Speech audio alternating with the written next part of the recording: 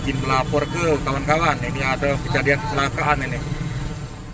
Tarisa Sania, 21 tahun, mahasiswi salah satu universitas di Palembang tewas setelah jadi korban kecelakaan di Jalan MP Mangkunegara, Kecamatan Kalidoni, Kota Palembang pada Senin sore kemarin. Dari informasi di lokasi kejadian, sepeda motor yang ditumpangi korban melaju dari arah Simpang Patal menuju arah Abiasan, hendak menyalip mobil truk kontainer dari lajur sebelah kiri.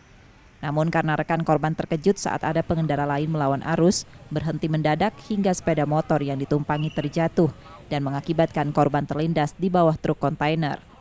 Jenazah korban kemudian dibawa ke Rumah Sakit Muhammad Husin Palembang bersama rekan korban yang mengalami luka ringan.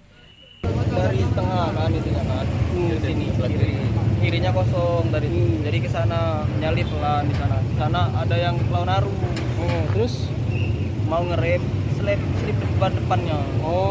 Terjatuhlah ke sebelah kanan. Kebetulan mobil pas lewat tadi. Apanya? Mobil itu di samping kita posisinya. Iya. Usai polisi melakukan olah TKP, kendaraan yang terlibat kecelakaan lalu lintas dibawa ke Pos Laka Lantas Polrestabes Palembang. Reski Oktora, Muklas Diferensial, Kompas TV, Palembang, Sumatera Selatan.